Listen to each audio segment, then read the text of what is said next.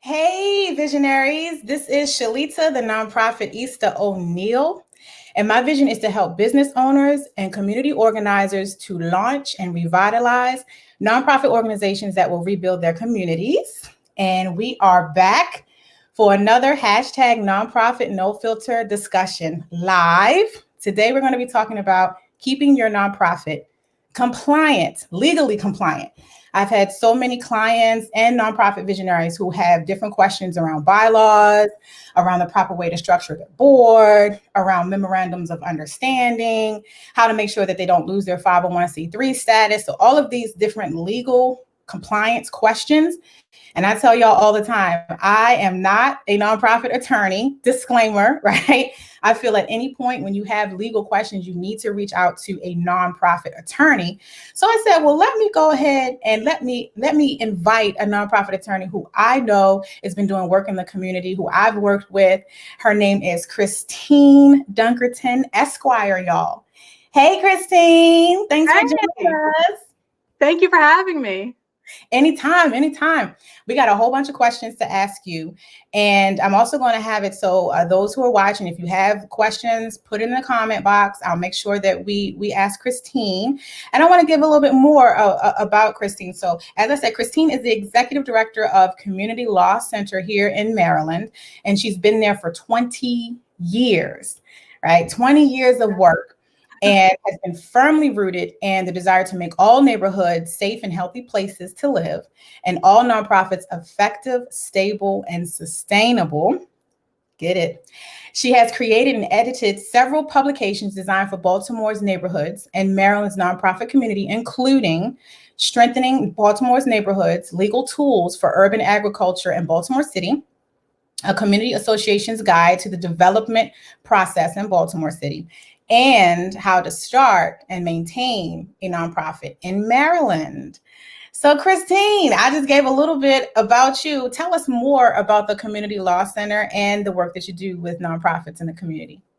Yeah, absolutely. So Community Law Center, we are a nonprofit law firm, and we provide free legal services to small nonprofits, grassroots organizations, neighborhood-led groups in Baltimore City, as well as across the state of Maryland.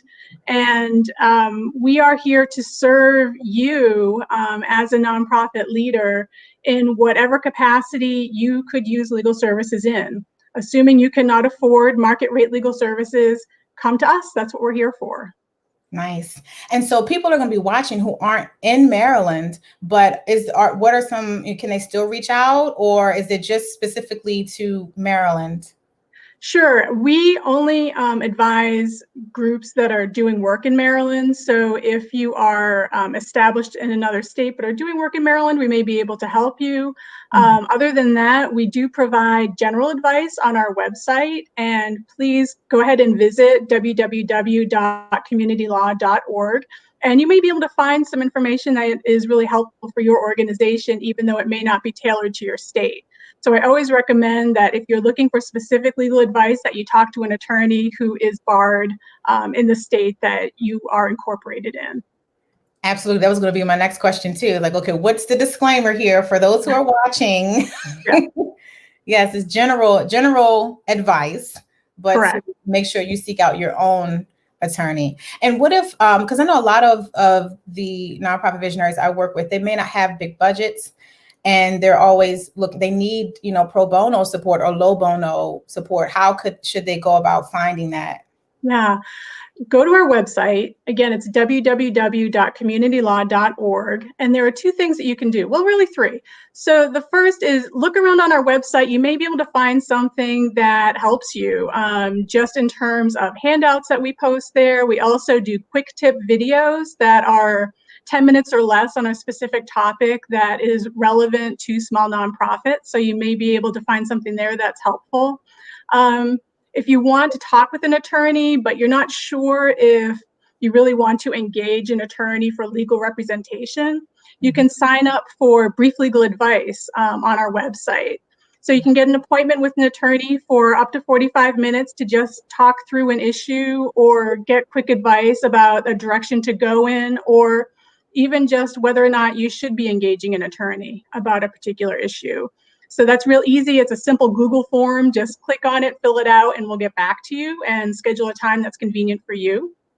And then third is you can apply for legal services on our website.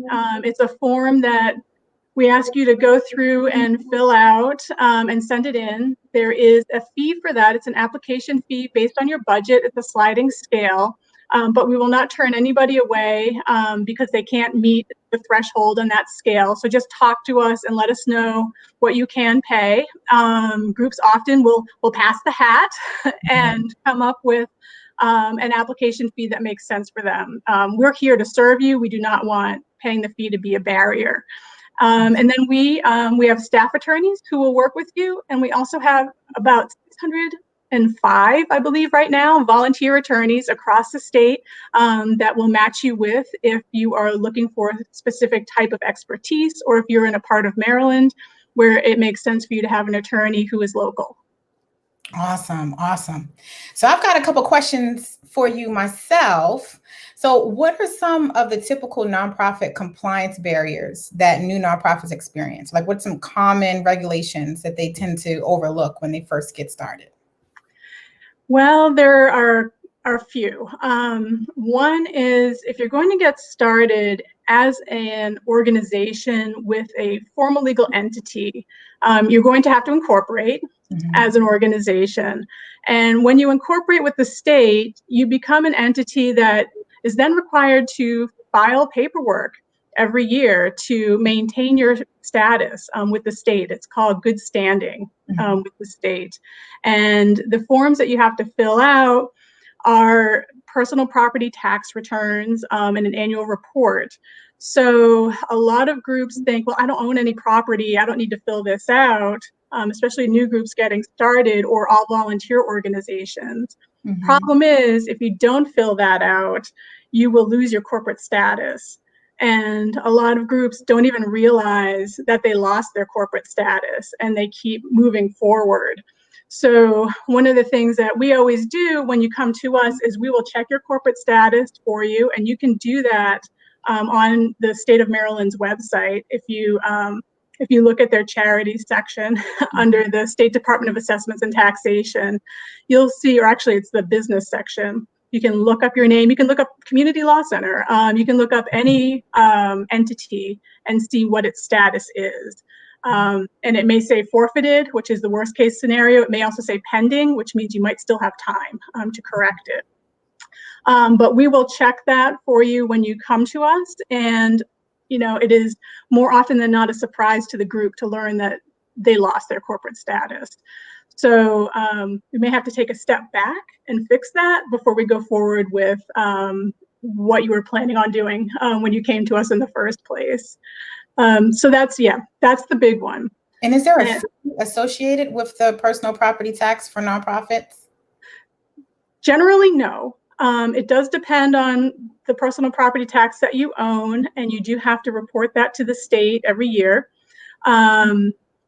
You can apply for exemption, and hopefully you'll get it. Just because you are a 501c3 organization does not automatically mean that you're exempt under the state law. So you do have to apply for that. This is something we can help you with. And you can also make sure that your forms are filled out correctly by talking to an accountant. If you can't find an accountant that can work with you, you know, I would highly suggest that you come to one of our workshops that we offer, like Bookkeeping 101 or how to maintain and understand your financial statements. We try to put a variety of different types of workshops out there that are not necessarily legal, but go right to what you need to do to maintain compliance. Absolutely, absolutely. And so can you give some examples of what personal property would be? Like if you're a nonprofit and you, of course, you need to fill the form out, but what is that? What is that? Is it your computer? Is it your paper, your pens? What is it? Yes. And that is, you know, it's really a legal term that is not common sense. So there's a right. right? there's a distinction between real property Okay. and personal property. So real property would mean real estate. Okay. And that's really not what we're talking about here. What we're talking about is personal property, which is your paper, your pens, your computer, your desk, your rugs, your curtains, your conference room table, all that stuff, all that equipment in your office. It can also be if you do community gardening or farming. It could be, rakes, shovels, you name it, hoses, anything that you use, that you own, or that you lease in your organization could be considered personal property. And you have to have a value for that, unless, again, you are exempt, which hopefully we could, help you achieve. Got it. Got it. So that means that a founder or a nonprofit executive should be keeping track of all the things that they purchase. Well, okay, so back it up. So what if because a lot of founders that I work with, they're coming out of their own money or using their own equipment in order to run their nonprofit. Does that still constitute, like, do they still have to report that as it being nonprofit property? Yeah, it really depends on assuming that you're incorporated, Mm-hmm. and the property is being used by and for the organization, then it's personal property of the organization. Okay. There needs to be distinctions for money, as well as for personal property, as to what is the organization's and what is the staff or volunteers property, money. Right. All of that really needs to be clear. So having a good accounting system, even if it's just an Excel sheet when you get started, is really important, to make sure you understand and everybody understands what the assets are of the organization. Got you. Got you. Now tell us about this 990. So the 990 in, the 990 traditional. What's going on with that? Yeah, so this gets confusing, and you do need to file a 990 form each year. Even if you are not a 501c3, believe it or not, the IRS still wants you to file this, even if you're just incorporated in the state. So if you ever plan on becoming a 501c3, as soon as you're incorporated, you should start filing the 990s. Now, the good news is that if you do not have funds, if you have just a few $1,000s of funds, then you can file what's called the 990N. And it's not actually a physical piece of paper that you file. It's just going to the IRS website and saying that you exist and what your address is. That's really all that it is. The next step up is the 990EZ. Now, a lot of organizations never get to a 990EZ. Right. So just keep filing that 990N every year, and you're good. If you do decide that you want to file a 990EZ because you have reached threshold in annual revenues, and it becomes, and you are a 501c3 organization, it's important for you to stay in compliance with your tax exemption. If you don't file it, you lose your tax exemption, and then that is an even bigger problem than losing your good standing with the state. Once you lose your tax exemption with the IRS, definitely come to us so we can help you try to get reinstated.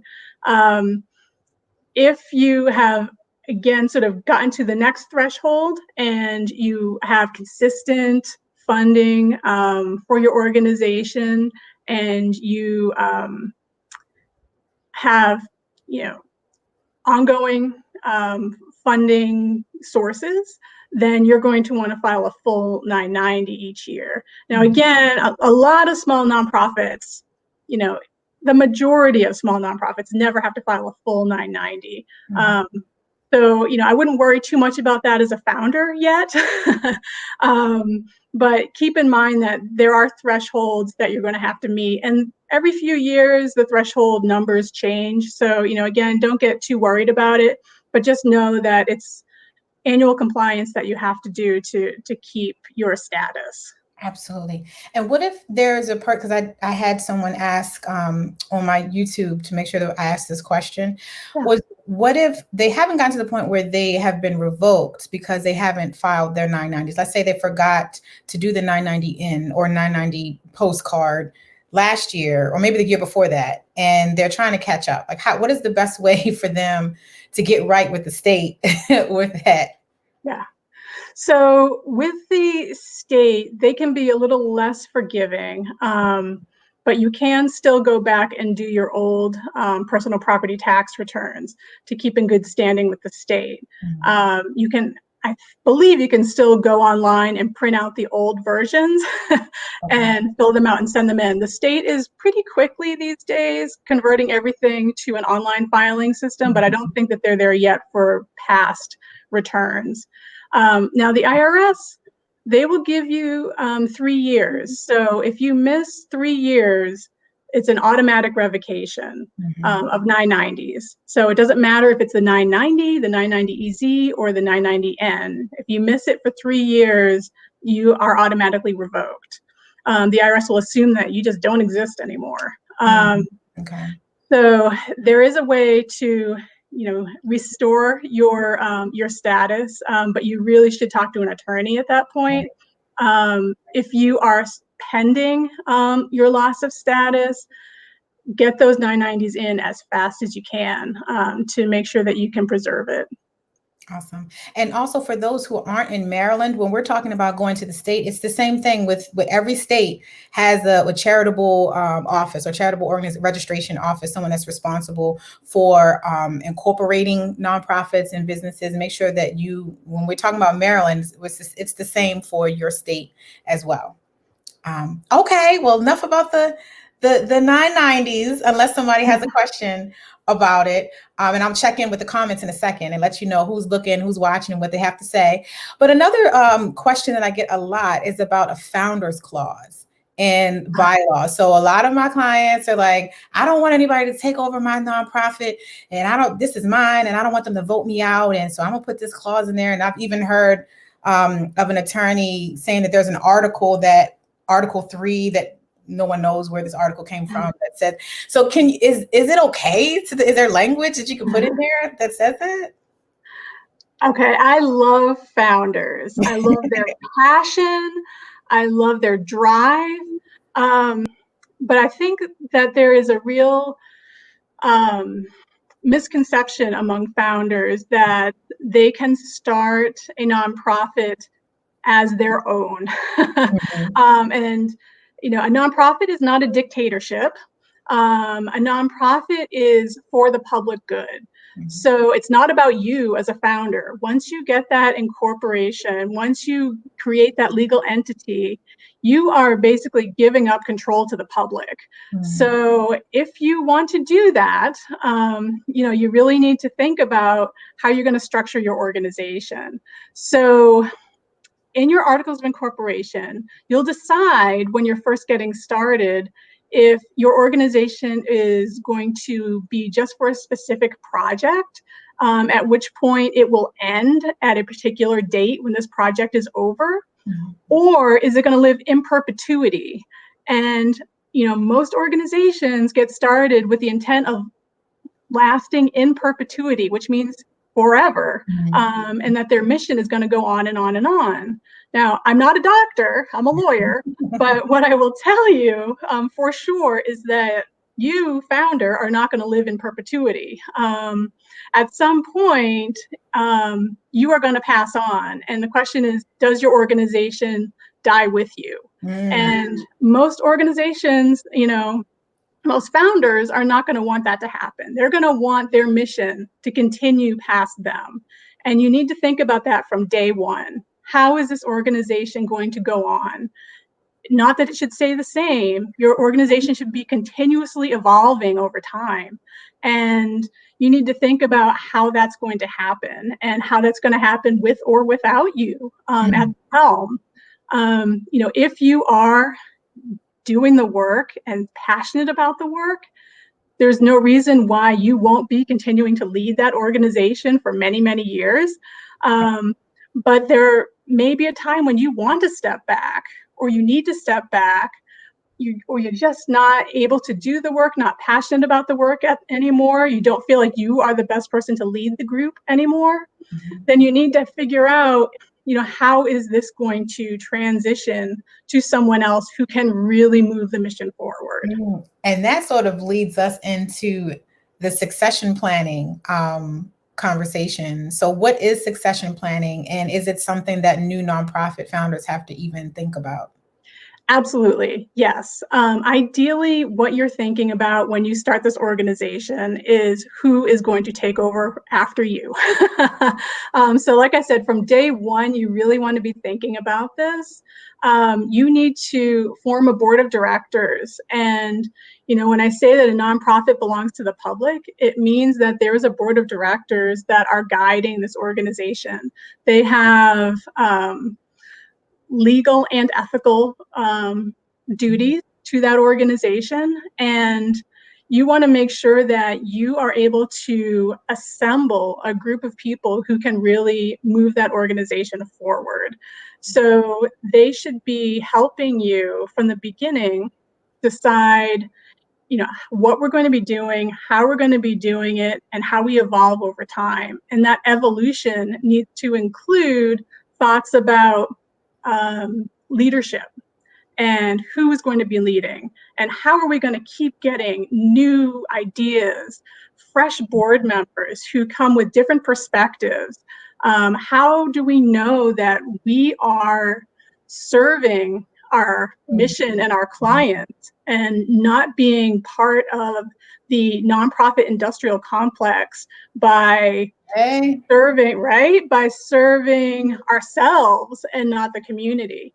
How do we get those people in that can really accomplish what we need to accomplish? And that can be everybody from people that you've grown up with and known your whole life, to really pushing yourself and finding people who are impacted by what you want to serve, as well as people who have expertise in things that you don't have expertise in.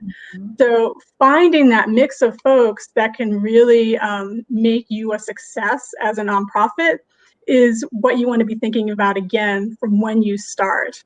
Because if you don't, you can become stale and irrelevant really fast. Hey, and that's the thing too. That's a word, because I noticed that there are a lot of nonprofit founders who are just concerned about the paperwork. I just want to, let me get this paperwork done. Oh, I'm a nonprofit. Now what? Like, these are things that you should be thinking about if you're truly invested in having an impact in the community and uprooting or changing something that's not working. You have to think about these things up front and be okay with reaching out to other people that you can create as your tribe, I like to call it, so that they can have their perspectives, so that we can really change things. It's about the impact. It's not about, oh, I just did the paperwork. And yeah, I that's great. So, yeah.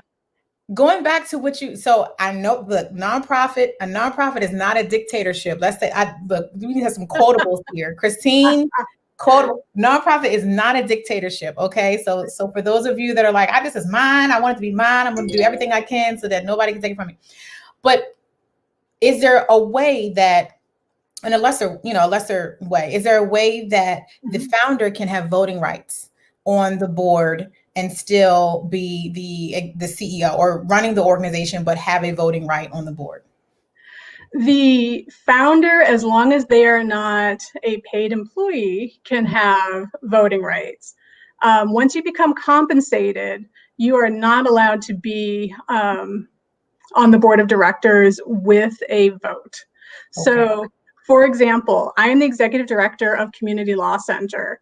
I am on the board, but I have no voting rights.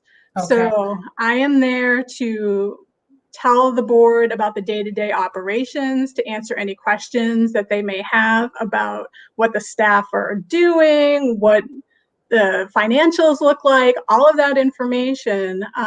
But at the end of the day, I can't vote. and their job is to supervise me. They're responsible for me. Right. Right. So if they are unhappy with me or how I'm running the organization or the staff, that is up to them to decide whether I should stay or go.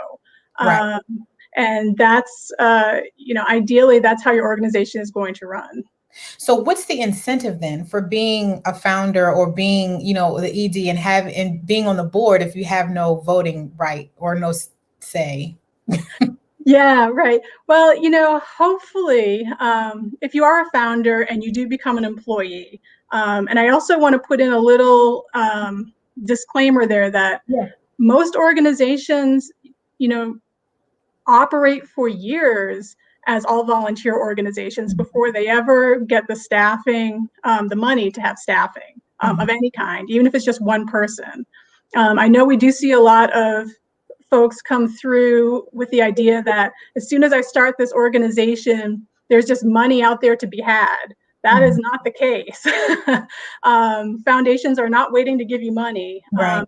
As a matter of fact, they'll generally want you to be operating for a few years to prove what you can do before they'll give you $1. So, you need to really figure out how to get your operating expenses covered through individual donors, through your tribe, as Shalita will tell you, by your board members.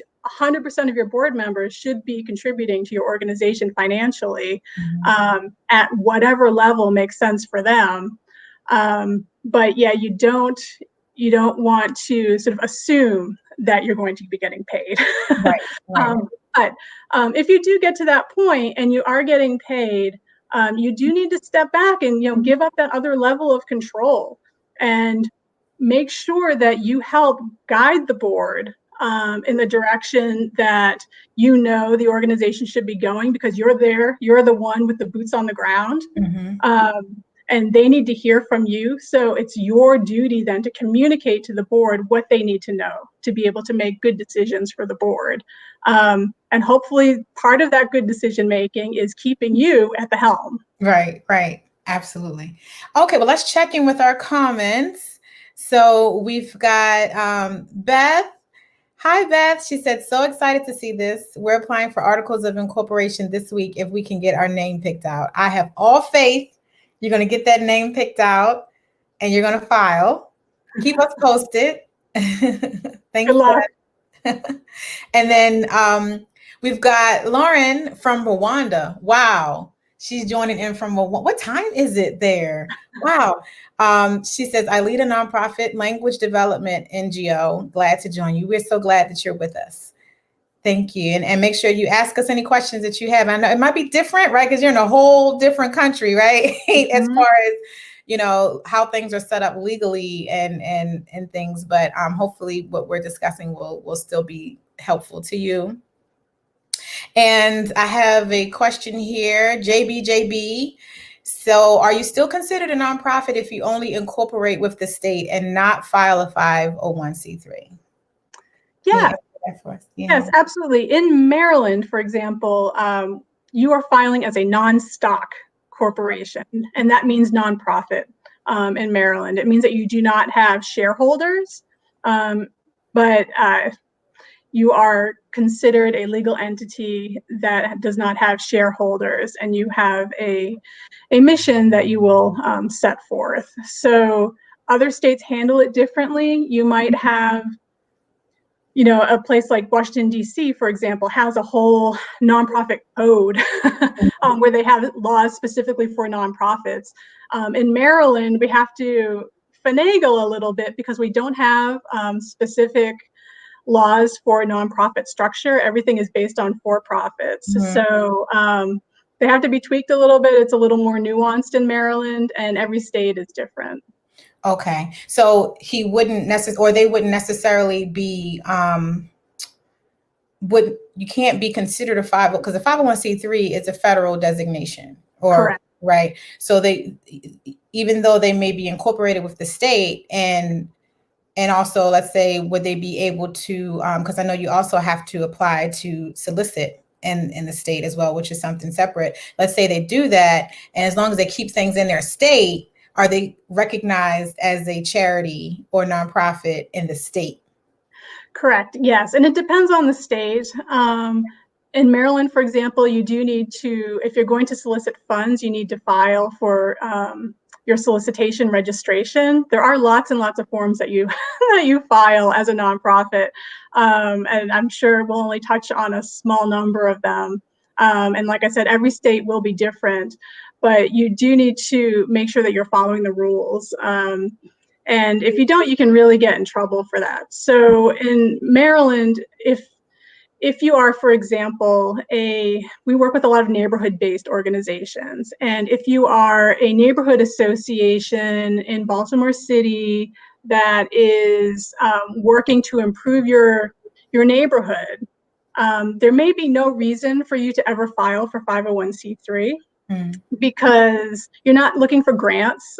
You have dues, your members are paying you dues, and that's enough to move your programming forward. And that's where you can stop. You don't have to get a 501c3, but you may want to decide to incorporate in the state as a non-stock organization for liability protection, and also to give yourself that corporate structure and recognition. So it really depends on what you want to do, but honestly, you may not even decide to incorporate, and that's okay. You can be an unincorporated association and still do a lot of good work. It just depends on what level of liability protection you're looking for, really based on your programs and your activities, and what type of fundraising you're going to be doing. Awesome. And JB has one more question around, they were approved in December of last year for the state nonprofit. Do they still have to file a 990? You should probably file a 990N. I would suspect again, I can't give you advice without knowing the specifics of your organization, but you should go to the IRS website, and you're going to have to register to file a 990N. It's a simple process through email, but it takes some time. And we have seen organizations who have started the 990N process, and things can get a little lost at the IRS, even somehow through their website. So if you have to register and you are not able to move forward in that process, do take the time to call the IRS. I know it sounds terrible,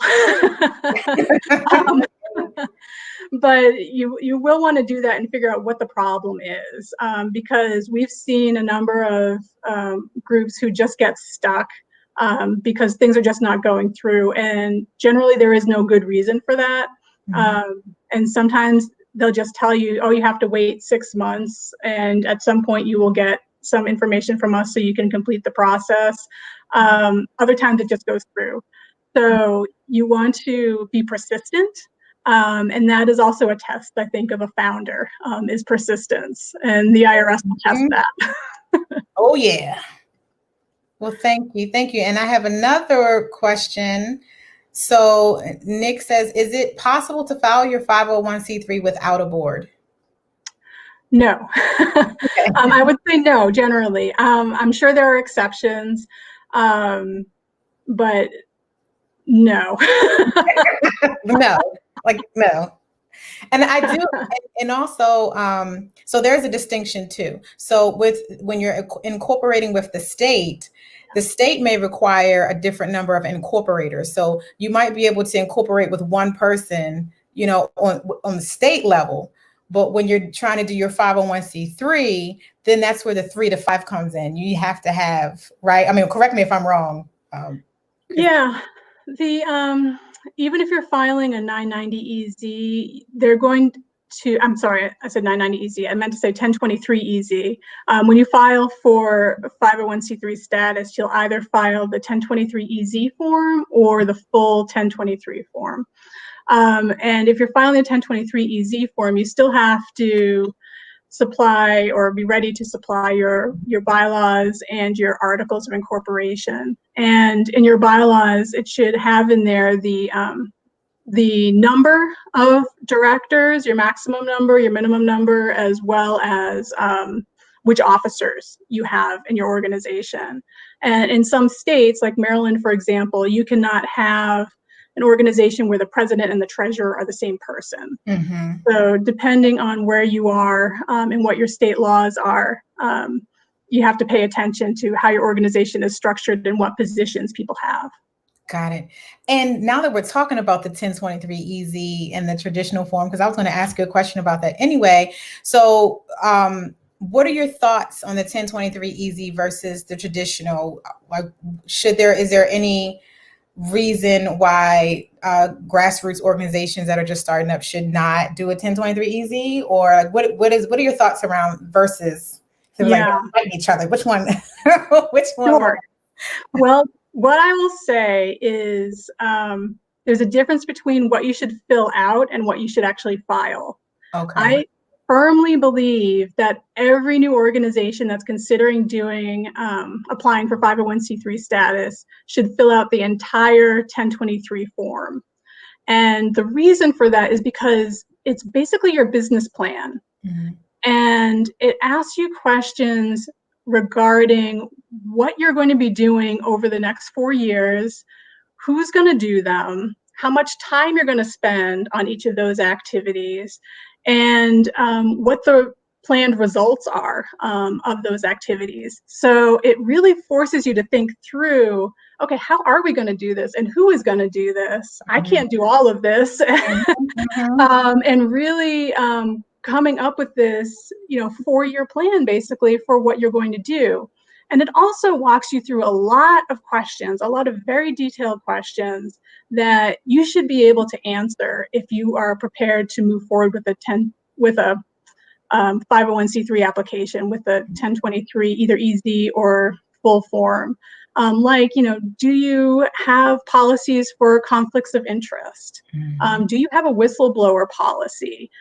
These are things that you really need to think through, if you're ready to take that next step. Because if you don't have them and you're ready to move forward, the only reason for you to get your 501c3 status is to apply for funding from funders, and they're going to ask you all those questions. Yep. Mm-hmm.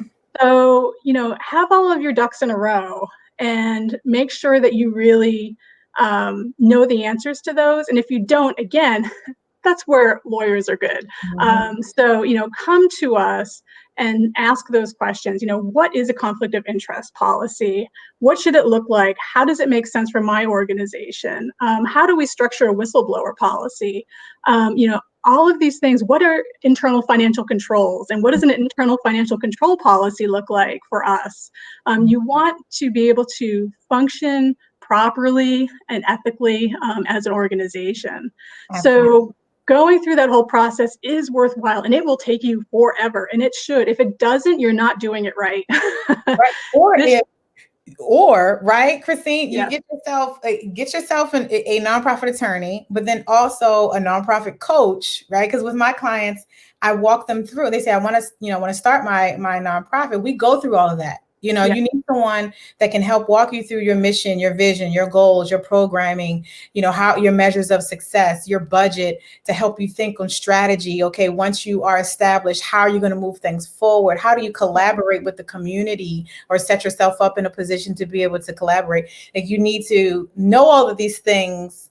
And before, like Kristine said, you're going to apply for 1023. But you said something, there was a distinction. Yeah. You said filing and completing are two different things. So exactly. You should complete the 1023, the traditional form that had the long form that has all those questions, because you need to know the answers to all those questions, and you need to have those documents that they're requiring. When it comes to filing, then it's okay to do the 1023 EZ, but you need to make sure, if you meet the there's an eligibility test and quiz that you have to take, to make sure that you're eligible. But most of the grassroots organizations I work with are eligible. Correct. But you need to have all these other things first. Yeah, exactly. Yes.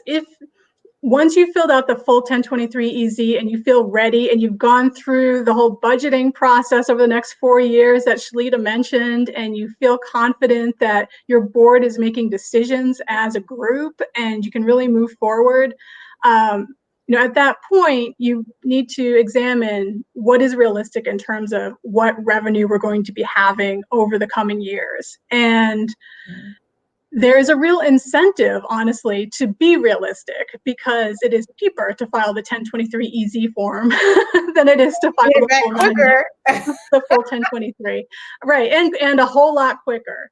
Yeah. So be realistic. Go through the worksheet and answer those questions honestly for the organization. As an organization, there shouldn't be just one person working on this form. You need to be doing this as a group, and take your time to make those decisions and be thoughtful about your answers so that you are really ready. And if you feel like your group isn't ready to answer any of those questions, then you're probably not ready to apply for status yet. There you go. Yeah. And there's another question too around that, which I've tried to do research and figure out what the answer to this question is, and it's cloudy. So if you are a 1020, if you file the 1023-EZ, right? And of course, for that, one of the requirements is that you can't bring in more than $50,000 a year for 3 years, right? So for the next 3 years, you shouldn't be bringing in more than $50,000. Now, we're not psychics. And if you are doing what you need to do, or that you're really, passionate and you've got the right people in place, you will exceed $50,000. Is there a penalty if you file the 1023-EZ thinking that you wouldn't make more than 50,000 and then you do? What is the IRS going to do to you? Or do they even know yet? Yeah, well, congratulations if you do. Right. But right, so you will file your 990s every year, and that's where the IRS will know how much money you brought in. I have never heard of there being a penalty sort of going back to the EZ form for that. It doesn't mean that there isn't one. I just honestly don't know the answer to that. But the IRS will look at your 990s every year and determine whether or not you should be paying them anything or not. And that's going to depend on your sources of revenue and whether it is, unrelated business income, which is something that you would be taxed on, or whether it was a foundation grant. And they'll also examine whether or not you're publicly supported. So, something that nonprofits need to keep in mind, again, from the beginning is, are you going to meet that public support test from the IRS each year when you file your 990? Which means, are you getting all of your money from one source, or are you getting them from a variety of sources? So you want to look at government grants and foundation grants and individual donors and corporate donors, and anywhere and everywhere you can get money from. Yep. You want to get that public support. Diversify. And that's what I tell my clients. I'm like, we're going to figure out how we're going to come up with a sustainability plan, but you have to look at all those different pots of money, because I've learned the hard way in the past too, when all of your money comes from foundations and then they decide they want to do something different. What do you do? Right. So that's dangerous. So we have another question. So Daphne says, what do you do as a founder if the board isn't staying with the mission or vision? Yeah, that's really challenging. So, again, you need to choose good board members to start with and make sure everybody is on the same page. And it's also important to do a strategic plan for your organization regularly, whether it is, every 3 years, every 5 years. You need to keep going back to what your mission and vision is as an organization and make sure everybody is on the same page. Whether it should stay static or not, is a question for that board, or whether it should keep evolving is something that the board's duty is to figure out.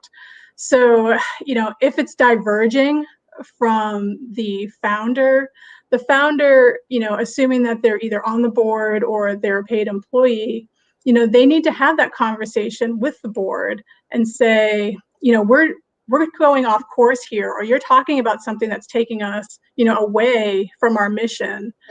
Is that what we really want to do as an organization? The answer might be yes.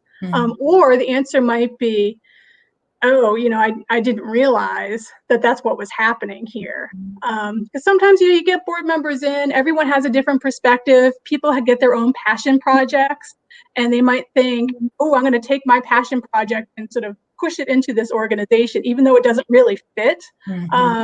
You need to have really frank and honest discussions with your board. And if you don't feel that your board is having those discussions, it's your job as the founder or the executive director to push them to have those hard conversations. Yeah. Yeah, and even, like you were saying before, when we're talking about bylaws, that is like the religious text of your organization. Like that's your laws. And so you should be able to go and refer to your bylaws in different instances where if there's a board member or board members who aren't following the mission, well, what happens in those cases? Your bylaws should be able to inform you or give direction and guidance on how do you handle those situations. And it's also good too, because emotions like to come out into play when you're the founder and that's your baby, and things are going in a direction that you don't want them to go in, and everybody gets emotional and everything. But we take the emotion out of it sometimes and say, look at the bylaws. Let's refer back to what's in writing and what you agreed to. And if that's not in line, then there's repercussions for that. Correct. And also, like your strategic plan, your bylaws should be a living document too. They're not something that you create when you get started and never look at again. They should grow as your organization grows. And honestly, as the laws change. In Maryland, we suggest at Community Law Center, we suggest that you revise your bylaws at least once every 5 years. So if you haven't done that, talk to us. We'd like to talk to you about it, because making sure that your bylaws are up to code, as well as working for the organization, they should really be reflecting how you are functioning as an organization, not how you functioned 10, 15 years ago, or even 3 months ago. Things can change fast. You want to make sure that they really serve your organization well and not just collect dust on a shelf. Absolutely. And then we have another comment from Chris. So he says, "This is so informative. I'm glad that you feel that way, Chris. I'm informed too. Thanks, Kristine. Like, happy to bring her on the show. Ask her all the questions." But he said he's a newbie with the 990 form and just had his first fundraiser this June and needs clarity about the 990. You have less than $1,000. So I believe hopefully we answered the questions around 990, because he made this comment before we started getting into the 990s and the nitty gritty. But Is there anything that you would say to him, Kristine? Yeah, I would just say, make sure you get your 990N filed. You're under the $5,000 threshold, so 990Ns are fine for that. You just need to keep letting the IRS know that you exist and how they can contact you. That's really all they need to know. Okay. And then we have, and Lauren said again, yep, she's in Rwanda, and 16:30. So what's that minus 12? That's 6:30. I wonder if it's AM or PM. That should be PM, yeah. Yeah, okay. Not too bad. Like, woo, but that is so awesome. Those are all around the world, international. That's right. So, but make sure you keep tuning in, Lauren, too, and don't feel any kind of way of reaching out to me. I'll put my information towards the end, so that if you do need someone to reach out to and talk to, and there's some things that are specific to your country and to your locality, and there's just some things when we talk about strategy and planning that's universal. So I would love to see how it could be supportive to you ongoing. And then let's see, we have all right. So Crystal, hey Crystal, is one of my clients. Hey, she says, is there a book you would recommend having to remain, how to remain in compliance?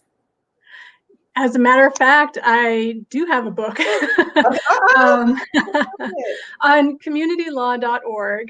We put out a manual called How to Start and Maintain a Nonprofit Organization. I think you'll find it really helpful. We do have a lot of sample forms in there, as well as quite a few sort of pieces of general advice that will help you decide what policies you should have in place in addition to your annual filings, and how to make decisions as a board and move forward. We are on the brink of releasing the newest version. There have actually been a lot of changes with the IRS in particular since we published the book last in 2016. So in the next 2-3 weeks, maybe, the new version is going to be out, and it's going to be a electronic version to start. We don't really see any strong desire to print it right now. But we're going to make it available electronically, so it will be up for download in the next couple of weeks. Check out our website at communitylaw.org, and we'll also be announcing it on our Facebook page, Community Law Center on Facebook. Awesome. And Crystal's in Maryland. She's in Baltimore. So wonderful. Oh, my favorite. Crystal's amazing. She's doing work with foster care aging out. So the work that I used to do, and it just, there was such a gap or a void. And now her organization, Resiliently You Community Resource Center, is stepping in to support young people aging out of foster care. So connection, y'all, connect. Hi, Crystal. Let's talk more. Yes. Okay, let's see what else do we have. So, Lauren's question, what an organization keep doing if they haven't any financial support yet, and when they have a low budget to run the mission on an everyday basis? So money's an issue, and what? Yeah, we are fortunate at Community Law Center to work with a lot of amazing all-volunteer organizations, and it is incredible to me every day. And it is, I've been at Community Law Center. I started as an intern in 1997, and I was a staff attorney until 2005. And I've been executive director since 2005. And what really keeps me going and passionate are our clients. And knowing that most of them do all of their work outside of their work hours as volunteers makes me want to dedicate all of my time to helping them move their missions forward. And what they can do with little to no money and a lot of passion is incredible. Yeah. So, I would say, if you are trying to move a mission forward with little to no money, get those volunteers, find your tribe, find those people who are passionate about your mission as well, and do what you can. Your voices are important. So, getting them out there and showing yourself and getting involved is something that, can be even more impactful than if you were being paid to be there, or if you had funds to do what you might think you should do, but you're forced to be more creative because you don't have the money to do it. It can be really, really powerful. And I hope that you can find a way to move forward. I can tell you Community Law Center, for example, existed for 3 years before we even got our incorporation. And then we existed for 3 more years before we ever had a paid employee. So, you can keep moving your mission forward with dedicated folks. Absolutely. And I appreciate all the time. It's about building your tribe and the emotional connection that feeds people. People are like, I'm not paying anyone, so how are people going to volunteer their time? You pay them with them being able to do something that really means a lot to them. And that is worth more than money. And so, a lot of times when we get out here and we start wanting to do the work, you have to slow down and make sure that you're clear about what the vision is, so that you can share it with other people so they can see themselves in it, so that you won't be trying to raise money or do everything by yourself. You'll have that tribe. I guess Kristine said that tribe to help you move forward. Okay, so let's try to get through. We have a couple more questions and then we have a few minutes. So Crystal had another question. How soon do you need to submit a change of address information for the state or the Fed level if you're in between securing locations? Oh, you should do it as soon as you can. And there's 2 that you need to have on file with the state of Maryland. One is your principal office address. So that can be wherever you want information sent. If it's your house, it's your house. Whatever works for you. In whatever function, whatever structure your organization is in at the moment. if you don't change it, then your mail is going to go to your old address. But what's even more important, I think, for a lot of organizations is their resident agent address. So you have to make sure that your resident agent is always up to date. That cannot be a PO box. You really want to make sure that you have a person who's getting this mail and paying attention to it. So, if your resident agent information is old with the state, it's going to be going to whoever that person was when you set it up. And we see so many organizations get forfeited. We talked about forfeiture by the state early on. And a lot of that happens because the mail is getting sent to somebody who's not involved in the organization anymore, or to an address where it's just, sitting and piling up and not getting forwarded to the right address. So change it as soon as you have a place to send it to. If you're sending it to yourself at your house, so be it. Just know that that's public information too. So your address will also be out there if you are listed as your registered agent. And I didn't know that before. Yeah, I'm like, why am I getting all this spam and hell? But you can do it, right? It's just having a heads up. Okay. Yeah. And so Daphne, just wanted to say thank you. This is a great forum, great information. I'm so glad, Daphne, that you found it helpful. Let's say, and also Akita. Kristine, you are answering all of her questions. Hey. Yes. And Charlotte says, great info. Thank you. Thank you all for watching. Y'all know we're going to do this every week, different topics for you all. And Crystal says she's going to follow up with you. Oh, great. I'm excited. Yeah, Crystal is awesome. She's just wonderful. And then Elizabeth says, if she started a nonprofit with 4 board members, can she add board members soon after she receives the nonprofit status?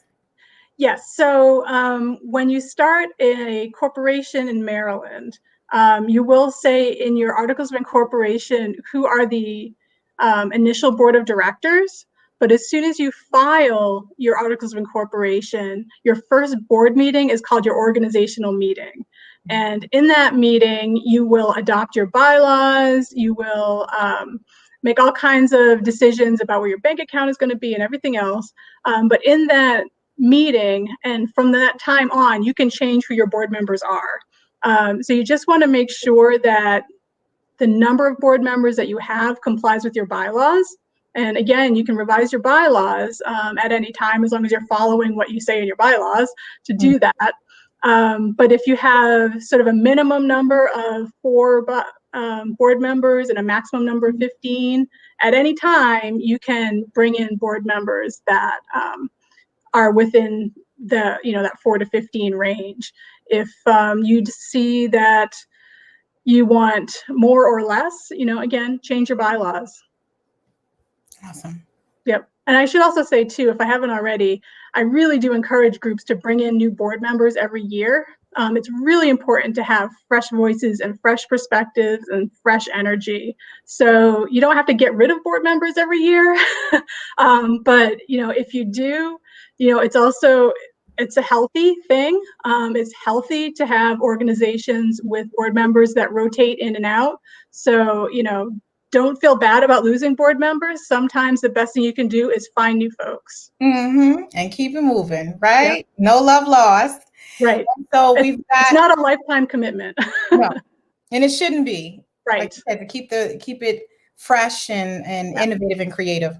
So and our last quick question, because it's a quick answer, is from Chris. So do you recommend board training since some haven't been on a board, and how much would you pay?